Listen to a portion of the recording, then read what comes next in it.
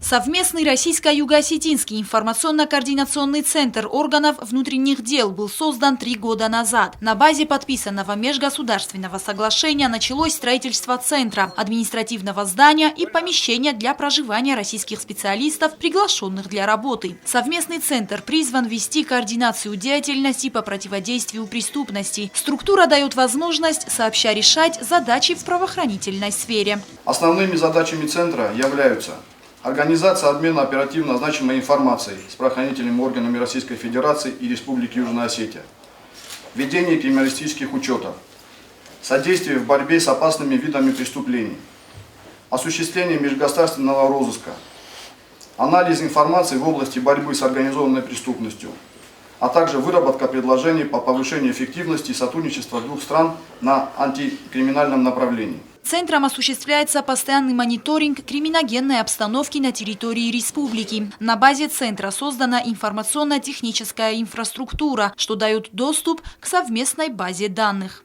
С учетом созданной на базе центра информационно-технической инфраструктуры проводится работа, в том числе направленная на интегрирование автоматизированных рабочих мест сотрудников в структуру информационных ресурсов Министерства внутренних дел Российской Федерации для обеспечения доступа к информации, содержащейся в автоматизированных банках данных и криминалистических учетах.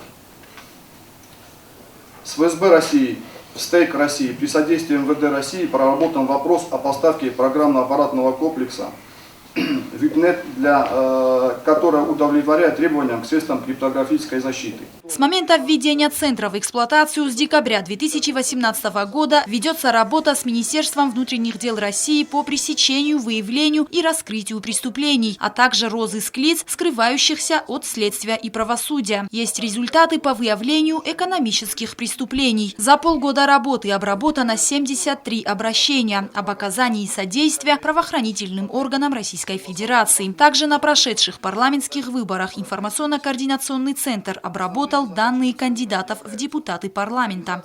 На основании запросов Центральной избирательной комиссии осуществлялось получение из МВД России сведения о наличии либо отсутствии судимости о фактах уголовного преследования в отношении кандидатов в депутаты парламента. Было проверено 5228 подписных листов, в том числе 43 578 подписей. Также Центром проведено 11 экспертиз по уголовным делам, расследуемым Следственным управлением Министерства внутренних дел Республики и военной прокуратуры. Принято участие в 2 осмотрах мест происшествия. Выполнено почерковедческое исследование по материалам проверки, проводимой Генеральной прокуратурой. 3 исследования наркотических средств по заданию МВД Республики. Дактилоскопическое исследование по материалам проверки Главного управления МВД России по Кемеровской области. По мнению министра внутренних дел Игоря Наниева, за короткий срок работы сотрудники центра справились с поставленными задачами, повысив эффективность работы органов внутренних дел республики. По сути, новая международная организация явилась наглядным примером эффективного взаимодействия дружественных государств в сфере правоохранительной системы. Сегодня мы с уверенностью можем сказать, что центр состоялся и функционирует в полном формате. Центр повысит эффективность деятельности правоохранительных органов в отдельных направлениях, как производство экспертиз, международный розыск, обмен оперативно значимой информацией, ведение базы данных.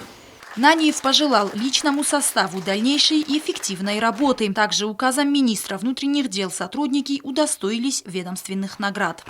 Товарищ генерал-майор, старший лейтенант Кузаева для получения награды «Трибун». Служу Отечеству. Роза Тедеева, Александр Кочиев, Тамерлан Кусраев. Информационный выпуск сегодня.